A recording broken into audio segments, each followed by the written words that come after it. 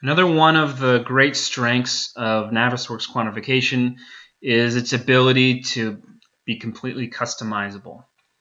So in any of these specific takeoff items, we can come in and change them if we want. So obviously that can also be something that some people may not like, that you can change it, but I like to be able to have control over my data. So if I know that even though it's modeled as, let's say the height is 15.33, I know that the wall is only going to go up 15 feet. I could type in here 15 feet. And then I know that that's exactly 15 feet, and that's how it's going to calculate. So that's here at just the individual wall level. But if I wanted to change how all of these walls calculate, that would take too long to go through each one of these walls. So instead, I'm going to come to the item catalog, and I'm going to find our item of masonry wall, and I'm going to edit it.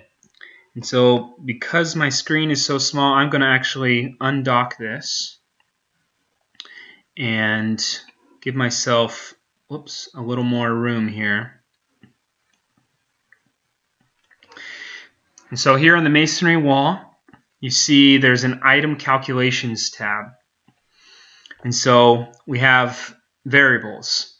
So our variables here are length, width, thickness, and so on.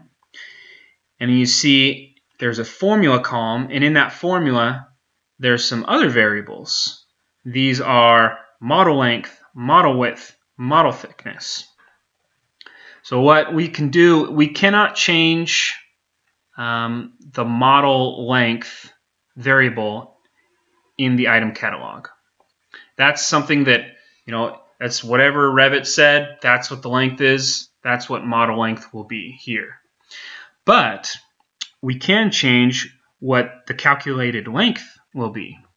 And so for this example, let's calculate the gross area of the wall instead of the net area. So you see these walls have openings for windows and for doors. I want to know just my gross area that would include those openings.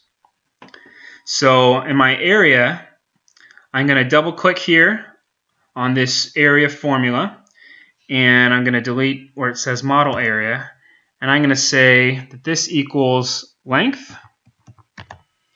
You'll see, and then times. It goes red around the box if it's not complete yet.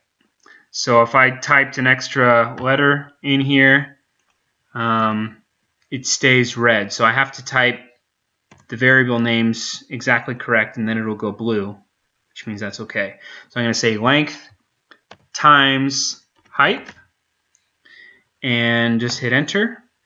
And that's still going to be in square feet. And so now my area is going to be the gross area. And so if I go back to my quantification workbook, and I'm actually just going to dock this again. And let's take a wall, for example. So I'm going to click on this wall. And if I want to find exactly where this is in the quantification workbook, I can right-click on this wall, go to quantification, and then select corresponding takeoff objects. Boom, and that jumps me here to this wall. So I know that it's this wall here. I'm going to scroll over, and you see these are all the model area, model volume. I'm going to keep going over until these calculated volumes start. So length, width, thickness, height. I'm going to come on over all the way to area. And so you see it says 311.778. And if I look at the properties of this wall here, if I go over to the element and I see my area is 223.28 feet.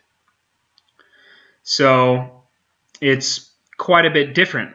It's about, 90 square feet different. So that means that's that area that it picked up. And so if we come back here to the quantification workbook, we remember that 311.778. If we go to the model area, there's the 223.278.